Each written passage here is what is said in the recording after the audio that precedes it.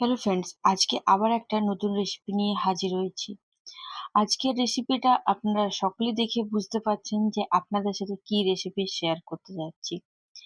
ডিম খেতে ভালোবাসে না এমন খুব কম মানুষই আছে, আর আপনাদের সাথে অনেক রকমের আমি ডিমের রেসিপি শেয়ার করেছি। প্রত্যেকটা ডিমের রেসিপিতে আপনারা কিন্তু খুব ভালোবাসা দিয়েছেন, তাই মনে করলাম একটা অন্যরকম ডিমের রেসিপি শেয়ার করা যাক। ডিম আলুর তরকারি বা ডিম কষা আমরা বাড়িতে প্রায় কিন্তু বানিয়ে থাকি। একবার এই পদ্ধতিতে ডিমের তরকারি করে দেখুন, দুর্দান্ত লাগবে খেতে। আর তার সাথে যদি গরম গরম পরোটা থাকে তাহলে তো আর কিছু বলারই নেই। হ্যাঁ, এটা রুটির সাথেও আপনারা খেতে পারেন, ভাতের সাথেও খেতে পারেন, কিন্তু আমি বলবো একবার এই ডিমের রেসিপিটা করে অবশ্যই কিন্তু রুটির সাথে না খেয়ে পরোটার সাথে খেয়ে দেখবে। কি স্বাদ! না বানালে কিন্তু বুঝতেই পারবেন না যে এই ডিমের রেসিপিটা কি দুর্দান্ত না লাগে খেতে। এরপর আমি এখানে ৩টে ডিমকে ভালো করে সেদ্ধ করে নিয়েছি। তারপর চোখা ছাড়িয়ে পরে আমি এভাবে গোল গোল করে কেটে নেব। আশা করি আপনারা দেখে বুঝতে পারছেন, ডিমটাকে কিন্তু আমরা এভাবেই গোল গোল করে কেটে নেব। এখানে আমার ৩টে ডিম ভালো করে গোল গোল করে কাটা হয়ে গেছে। আপনাদের যদি মনে হয় তো সেক্ষেত্রে ৪টে ডিমও ইউজ করতে পারেন, আবার ২টো ডিমও কিন্তু ইউজ করতে পারেন। আমি এখানে ৩টে ডিমেই আপনাদেরকে করে দেখাবো। এরপর একটা বড় সাইজের পেঁয়াজ নিয়েছি। পেঁয়াজটাকে ঠিক লম্বা লম্বা করে একদম সরু সরু করে কেটে নেব। যতটা সম্ভব কিন্তু ততটা আমাদেরকে সরু করে কেটে নিতে হবে। এরপর দুটো ছোট ছোট টমেটো নিয়েছি। টমেটোকেও ঠিক আমি কেটে নেব। আর একবার আমি একটা পেস্ট তৈরি করব। তার জন্য টমেটোটা যেটা কেটে রেখেছিলাম সেই টমেটো, কিছুটা রসুন, আদা আর দুটো কাঁচা লঙ্কা দিয়েছি, তার সাথে ধনেপাতা। ঝালটা অবশ্যই নিজেদের মতন করে অ্যাড করবেন। এখানে মিহি করে আমার পেস্ট তৈরি হয়ে গেছে। এরপর গ্যাসে একটা কড়াই চাপিয়ে তার মধ্যে সর্ষের তেল অ্যাড করে দিলাম, আর দুটো শুকনো লঙ্কা আর ১ চামচ গোটা জিরে অ্যাড করে দিয়েছি। এরপর যে পেঁয়াজটা আমরা কেটে রেখেছিলাম সেই পেঁয়াজটা এখানে অ্যাড করে দেবো। পেঁয়াজটাকে আমাদেরকে লো টু হাই মিডিয়ামে বেশ ৪-৫ মিনিট ভালো করে ভেজে নিতে হবে, যতক্ষণ পর্যন্ত না পেঁয়াজের গায়ে একটু ব্রাউন কালার আসছে আর পেঁয়াজটা একটু নরম না হয়ে যাচ্ছে। দেখুন পেঁয়াজটা কিন্তু কালারটা আস্তে আস্তে চেঞ্জ হচ্ছে। এই রেসিপিটা আপনাদের কেমন লাগছে অবশ্যই কিন্তু আমাকে কমেন্টে করে জানাবেন, আর এটি কিন্তু একবার পরোটার সাথে ট্রাই করে দেখবেন।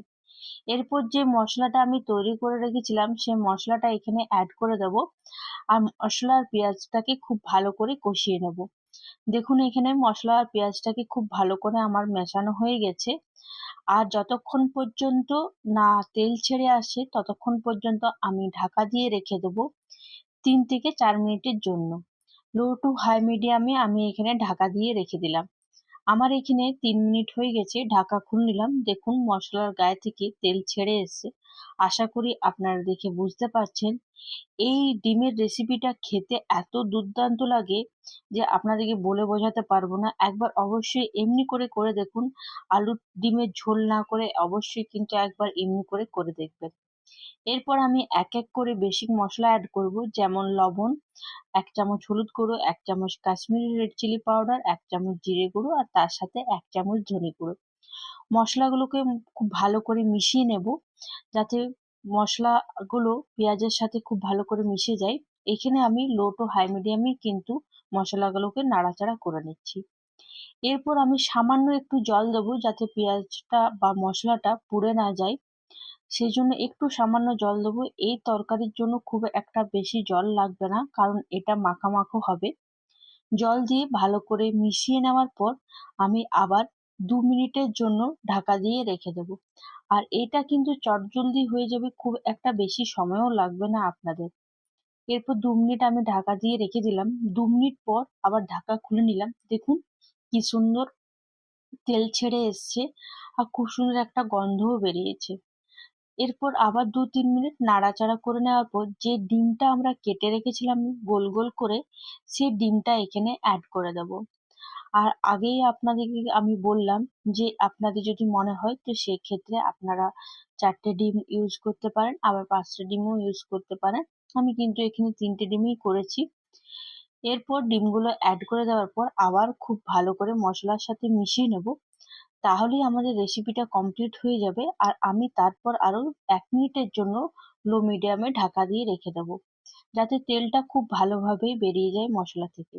এখানে তেলটা খুব ভালোভাবে বেরিয়ে গেছে, ওপর থেকে একটু ধনেপাতা কুচি অ্যাড করে দিলাম। আর দেখুন তো, আপনারা দেখে বলুন যে এটা কি সুন্দর হয়েছে আর কেমন লাগছে আপনাদের দেখতে। যদি আপনাদের আমার ভিডিও ভালো লেগে থাকে তবে অবশ্যই এটা একবার বাড়িতে ট্রাই করে আমাকে কমেন্টে জানাতে ভুলবেন না। আর আশা করি আপনারা সকলেই কিন্তু খুব ভালো আছেন। এভাবেই পাশে থাকুন। সকলকে অসংখ্য ধন্যবাদ।